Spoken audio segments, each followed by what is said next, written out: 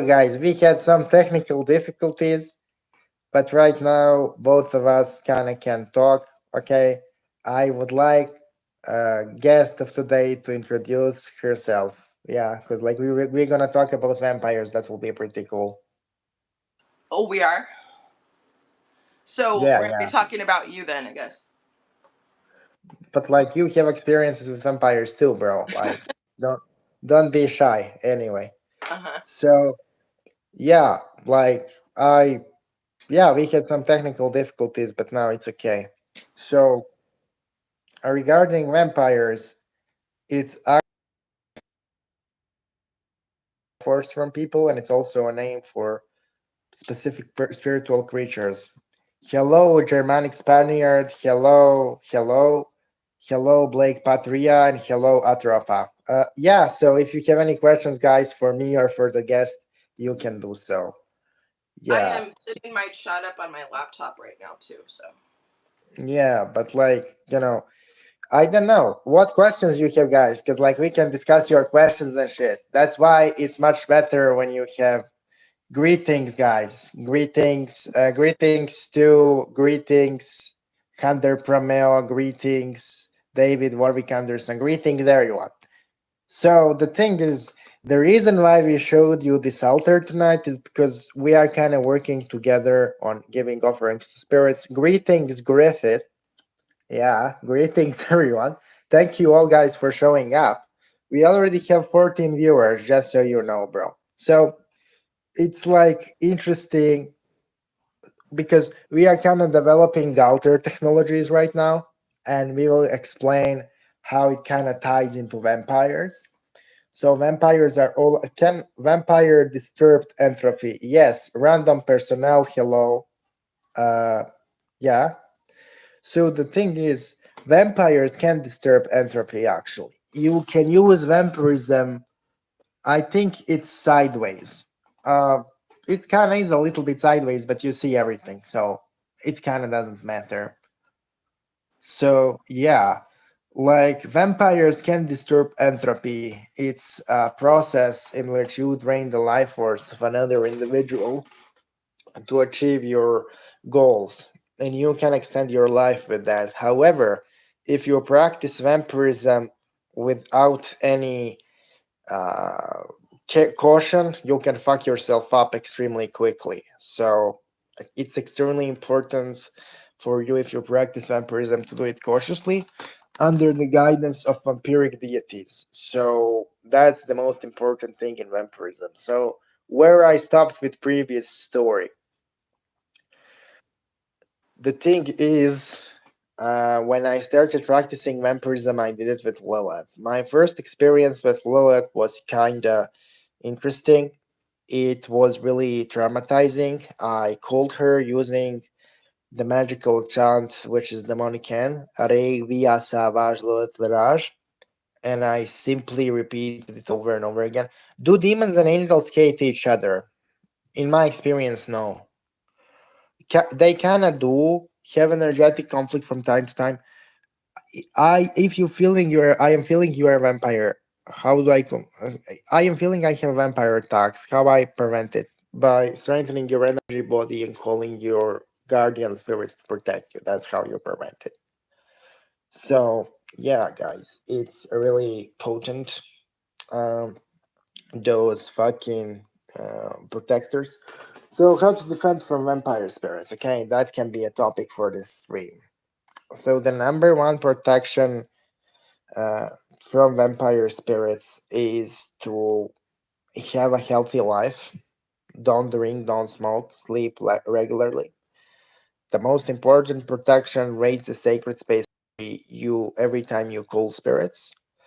The important thing when you are defending from vampiric attacks is that you have to essentially read banishings and exorcisms regularly.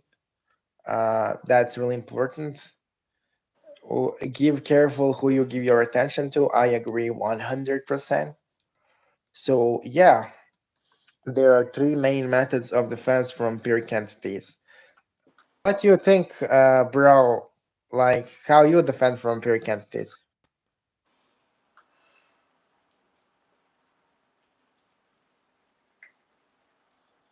Okay, the bro is silent, but whatever. So yeah, so it's like a really interesting. If you wanna work, usually do something like have a song stuck in my head or I use music. Okay, that can be a way of like distracting your attention from a very entity. But in general, exorcism and raising sacred space and having healthy living is the best. So I want to talk about specific aspect of vampirism, which is essentially work with dead gods.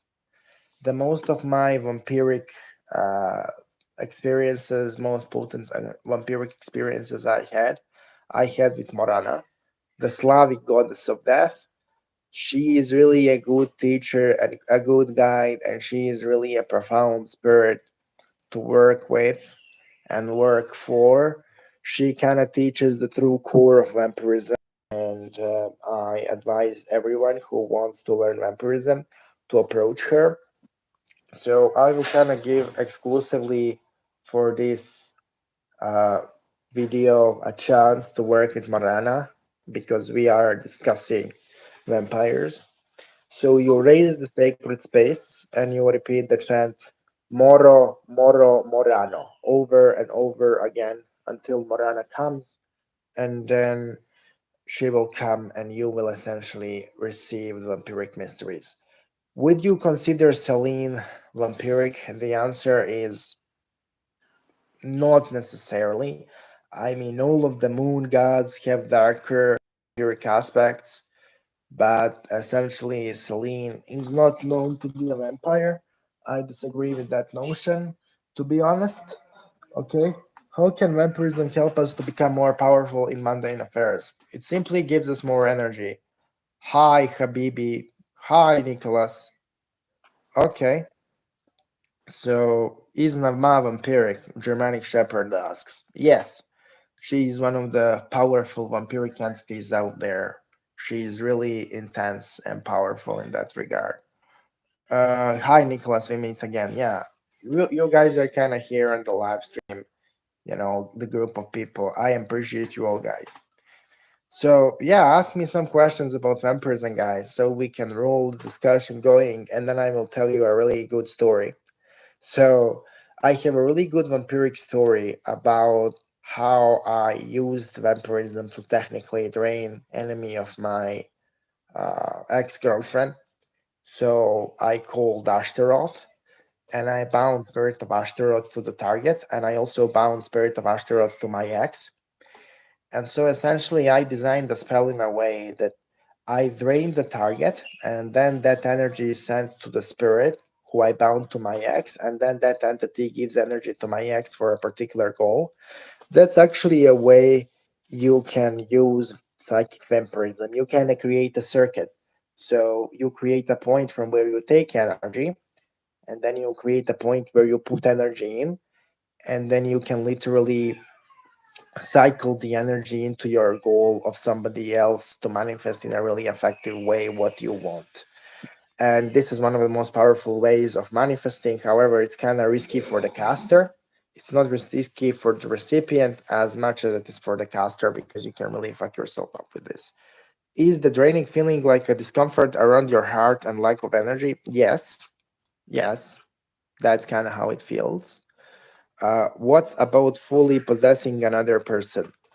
The thing is with that is, fully possessing another person, it's possible, but it's kind of more like a sci-fi. It's not practical because to fully possess another person, you need so much energy that you will be spent afterwards for days. It's not practical because we are not astral beings, and so we would spend enormous amount via possession. But extreme biocan vampirism kill enemies. Kill enemies. Hi, could you have a relationship and sex in your dreams with vampiric spirits? Yes, but it's usually not a practical thing. It can fuck you over. My advice is to avoid it. Okay, guys. So the thing is with the entire vampirism thing, it kind of tends to be romanticized.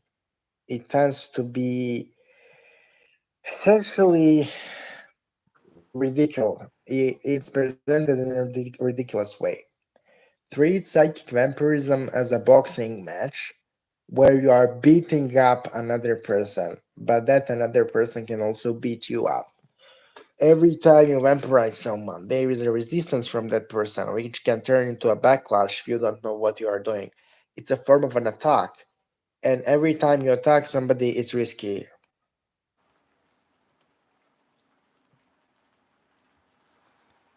Danny, I want your opinion on this. On Like, what we're talking yeah, about right now. yeah, I kind of asked you a few times to participate, but you kind of didn't hear. You talk Okay. about this, Danny. So, um, so when I was listening to this, it actually occurred to me.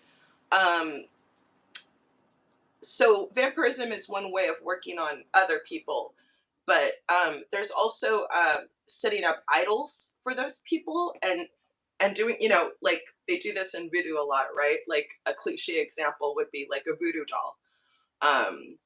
And last night I was dreaming about this concept and sort of being shown stuff. Um, like you could really, I mean, if you created an elaborative enough idol of another person, you could practically transform them into something completely different. Now, the I'm practical use for that, I'm not I'm not sure. There's probably many practical uses for that. But it's just something that I when I was listening to the live stream, I remembered that dream that I had. Yeah, but like the thing, yeah, that's. But can you tell us like about your vampiric experiences? Because like I think it would be really cool for the audience. Everyone knows I am a vampire here, but I think people would like to hear other people with similar experiences. Like, because vampirism is really romanticized and it's not honestly discussed in this community. Yeah. So I have, had encounters with incubus and stuff like that. Um, like when I did work with Ashmedai, um, I felt that having an incubus to me felt, I don't know, I didn't go very deep into the experience of it because it felt kind of like a big tease in a way, like kind of frustrating. Do you know what I mean? Um, I mean, it was a cool experience, but it was like also kind of like there was something that something about it that made me a little bit sad. Um, now I've encountered Lilith a lot. I mean, just being around you because her energy is always with you. Um, I don't work with her a lot, but I have just a ton of contact with her and experiences with her. She seems to like me for some reason. I still don't quite understand why she likes me, but she's a really really complicated spirit. Her aspects are so varied and sh- she's she's definitely one of the darkest spirits I've ever met before. Um,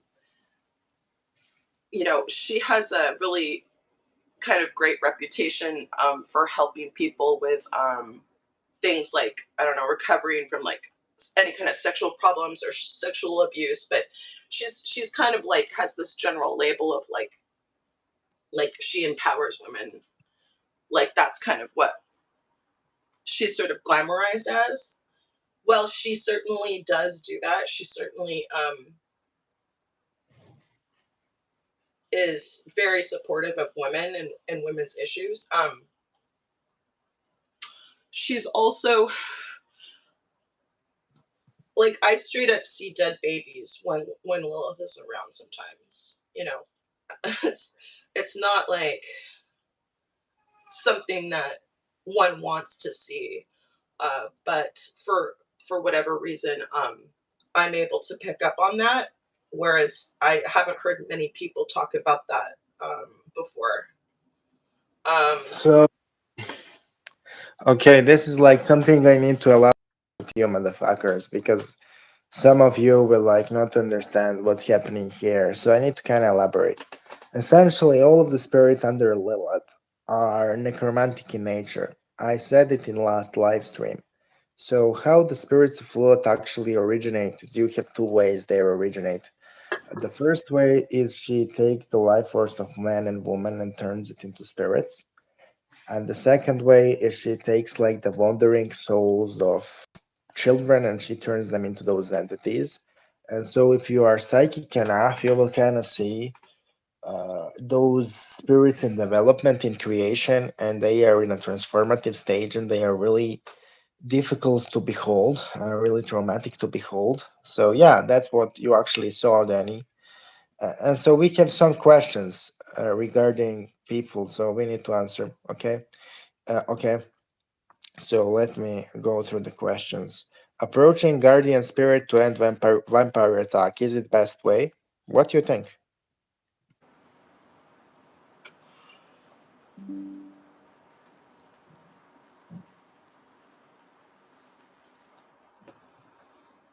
Danny? oh, I'm sorry, I lost sound for a second. Go ahead, ask again. Approaching guardian spirit to end vampire attack is it best way? Yeah, approaching a guardian spirit for any kind of protection is always a good idea, if you know who that is. What spirit is the best for psychic vampirism? What's your experience about that?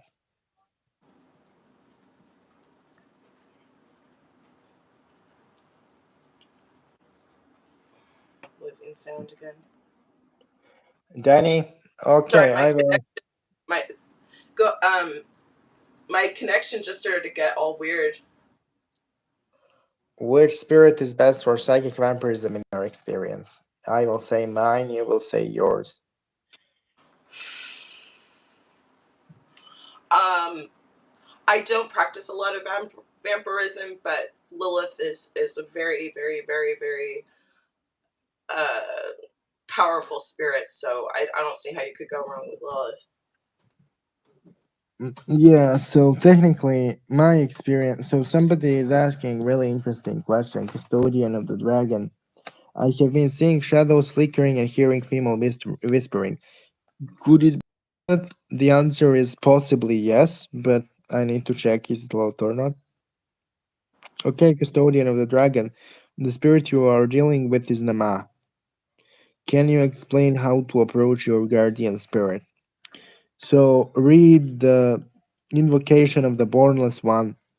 Focus on the light descending onto your crown chakra and you being filled with that celestial energy. And read invocation of the bornless one from Goetia for about hour and a half every day for 3 weeks, and you will have definite result with connection to your guardian, higher guardian angel. So yeah. So the thing about vampirism is it kind of demands a lot of discipline.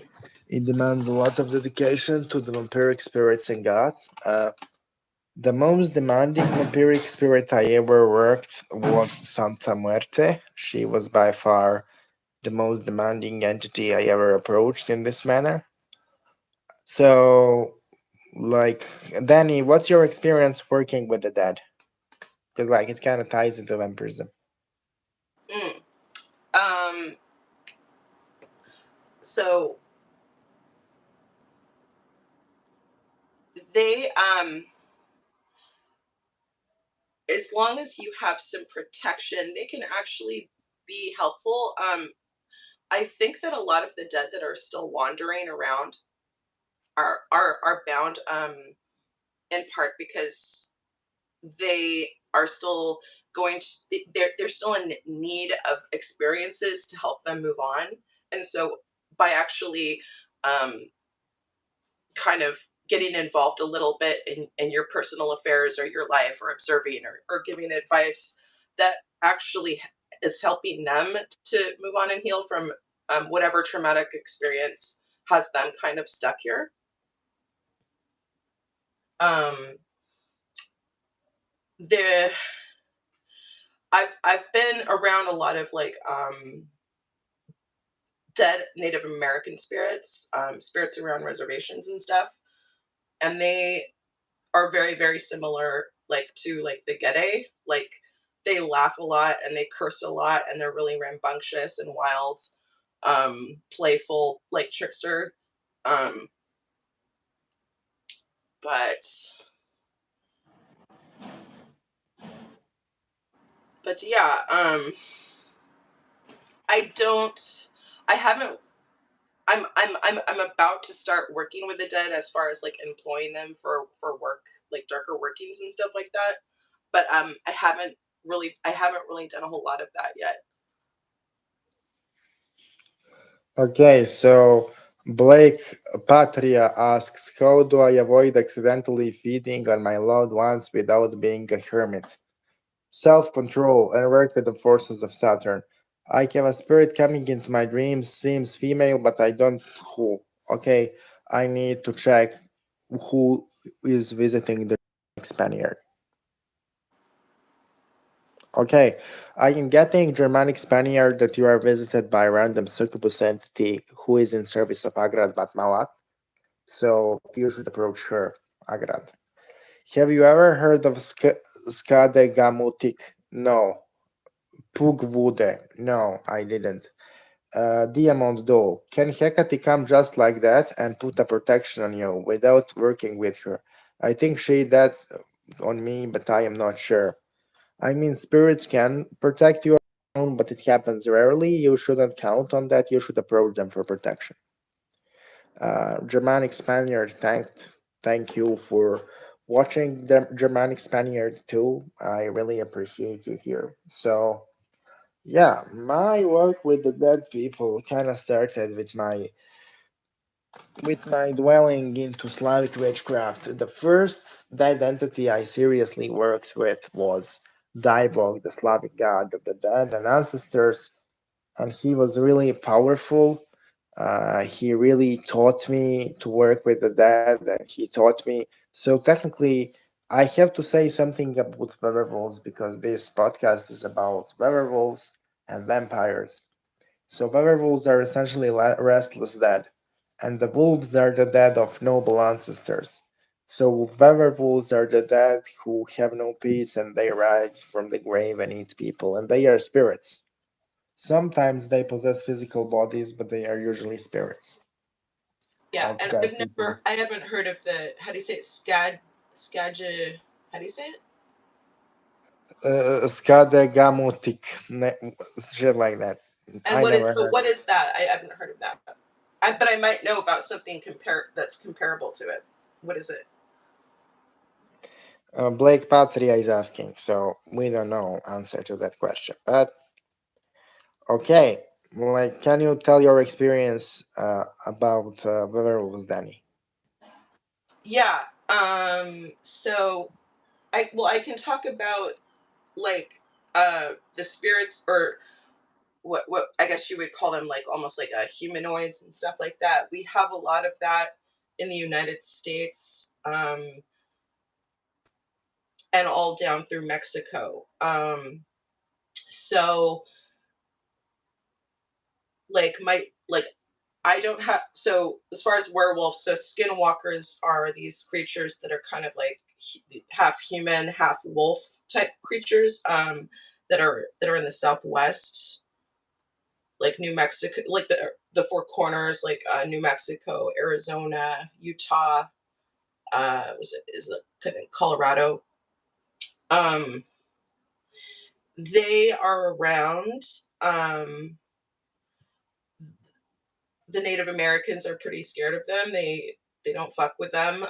They don't even like to talk about them. But yeah, there's some areas where I know that they are where they can be found, and my friends saw them jumping in the trees, which is really cool. But I have experience with some humanoid creatures up here in the Pacific Northwest. not werewolves, but very pretty solid, pretty terrestrial, um, yeah, really scary. You can I've heard them in the forest. You can hear them coming. You can hear their footsteps. They have thunderous footsteps, like the sound of chains dragging behind them. They're shapeshifters. Um, yeah, and of course, Bigfoot is a thing out here too. Can a vampire use taken energy to empower objects like fetishes for ritual, etc.? Germanic Spaniard asks. Yeah, that's completely possible. How do you get rid of incubus that lashes itself to you? Black Moon Lilith asks. So how do you do that? Is you raise the sacred space and you read the invocation of the Bornless One 3 hours every day while focusing on light descending to your crown chakra and filling you with light. That's how you do that. Alia asks, are skill walk-ins really real? Any experience with them? Okay, my answer, my girlfriend, my Danny already answered it. So, Custard the Dragon, Dimitri, what's the most dangerous and physical event you had with any of the four brides of Samael? Most dangerous, definitely my working with Lilith was the most. Yeah, definitely. Shka Dega Mok, it's Vabanaki Ghost Witch. Okay, we don't know anything about it, but we can check it out. We can check out that entity, no problem. Yeah. So, guys, kind of what you want to know about vampires, you can ask us some questions. We are here doing live for your eyes. Thanks, commies. Thank you, Blake Patrice, too. So, like, my craziest experience with vampirism was when I accidentally attacked woman. Vampirically, and I had like a message confirmation about it. So the thing is, I was like in a war with a fellow Serbian magician, and I soul traveled to his village and accidentally attacked one person. So it was kind of broken as fuck. You can actually accidentally attack people. What about the beauty and magic of vampire? Just curious for a friend. Okay, you are not curious for a friend, you are probably curious for yourself, but beauty magic of vampires is also known as glamour magic, and Lilith can teach you that. She is, in my experience, the most effective in teaching that kind of magic. So, can spirit make vampiric attacks on behalf of a human? Yes. I actually have videos and Patreon posts where I teach that. So, Danny, what's your experience with glamour magic? Because it kind of falls into our Uh topic. huh. Yeah.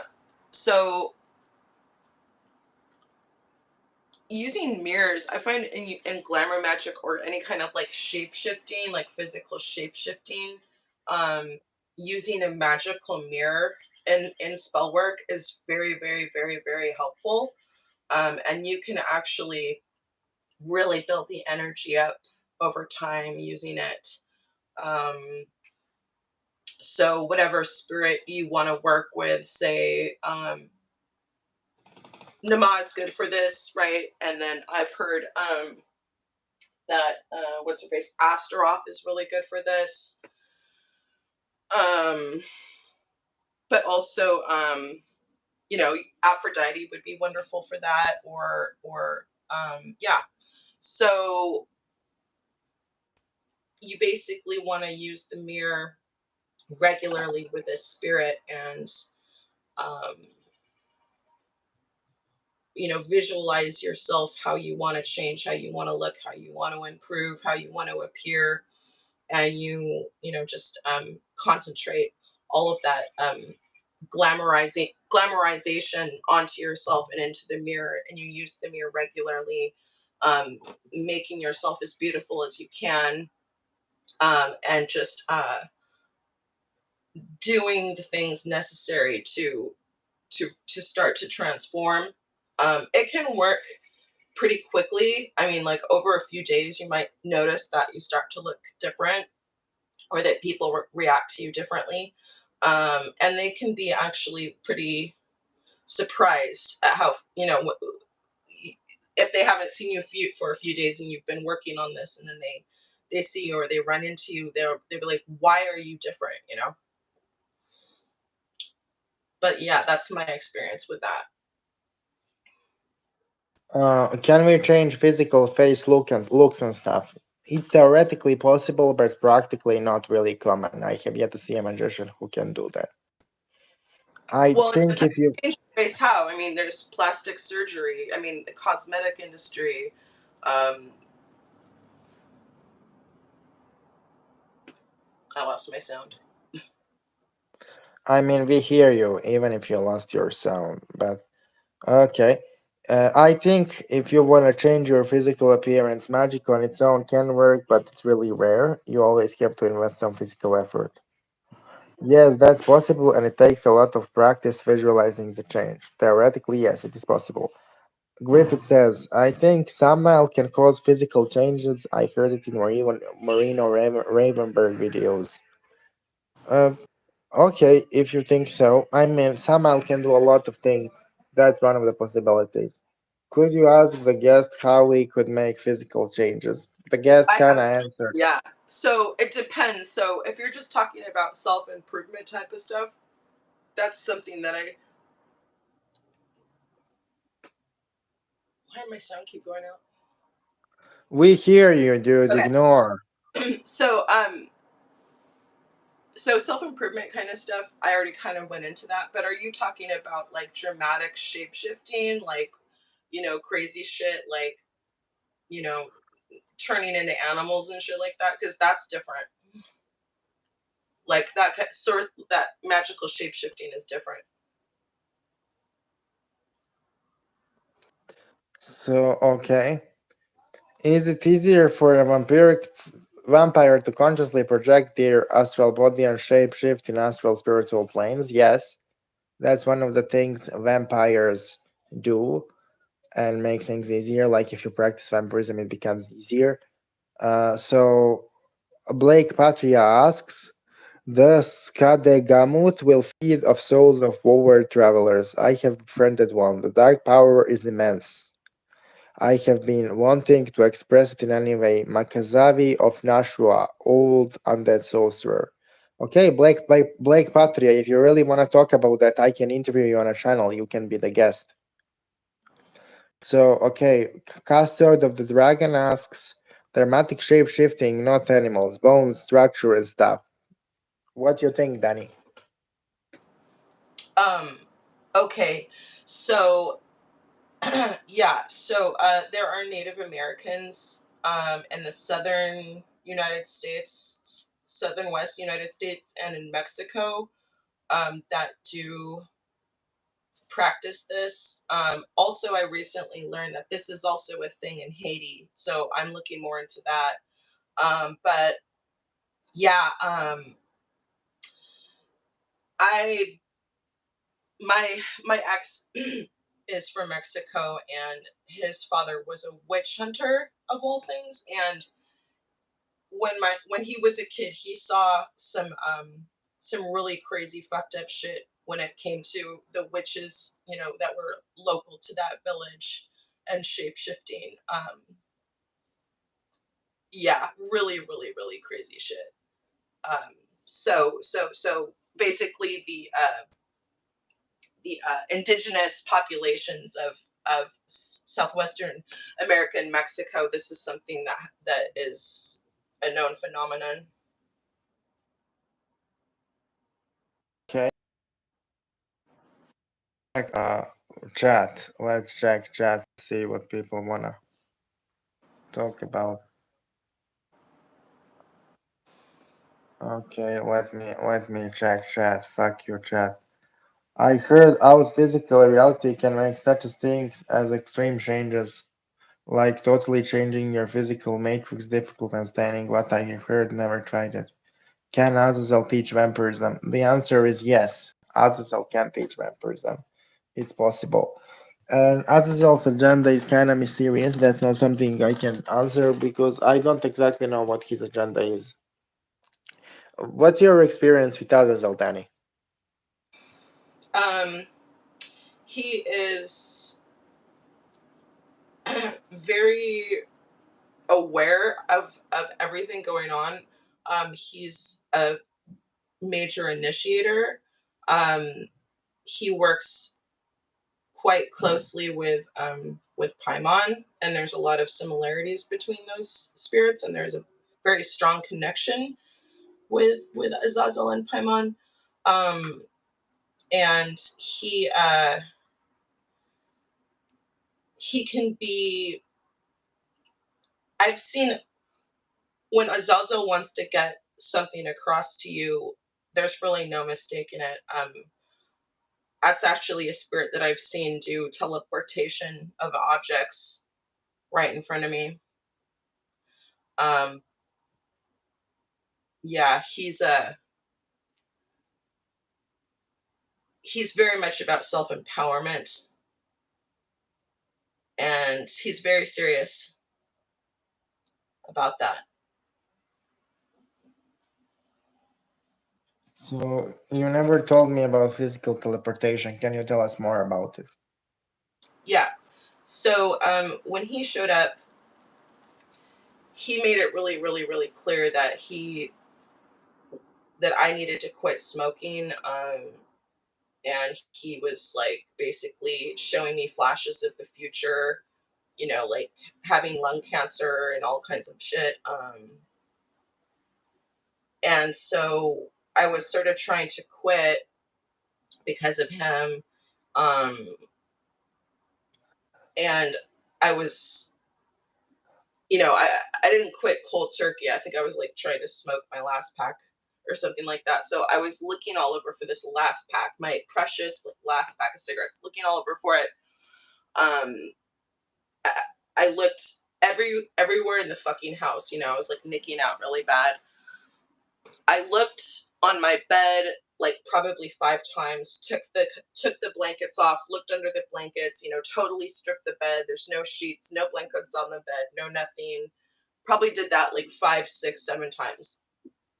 And then I was like, fuck. So I put the blankets back on top of the bed, walked into the room for like 1 second, came back in, and he put the pack of cigarettes right on top of the center of the bed.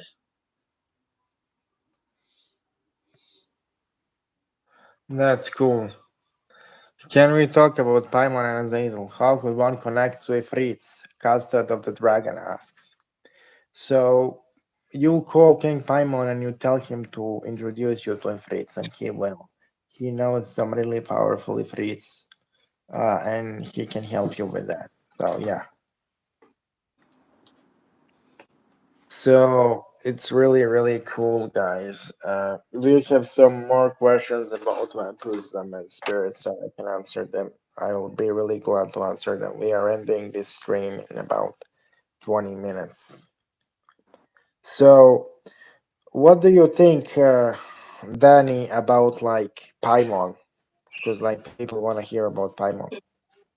Paimon is great, especially I mean for beginners because he's really loud and direct, and he can really manifest some crazy shit in front of you. Um, he when he first came, he brought a really, really loud talking dog and a two-headed cat with him.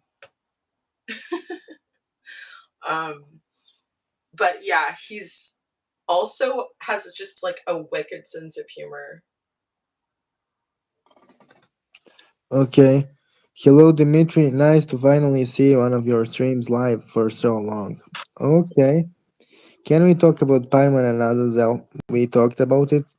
Is it same with the Maris as it with Ifrits? Yes. Can Belial help with vampirism? Yes. Vampires are capable of superhuman strength if you master vampirism. Yes, that's possible. Is it insensitive for descendants of the settlers to learn Makazavi sorcerer? From such being as Shkade Gamut, I care about the Wabanaki. Okay, I don't know who Wabanaki are, and I have no idea what are you talking about. Sorry. If uh, Sorry, I don't know. Is it from fantasy or stuff? But I'm curious. I already answered your question.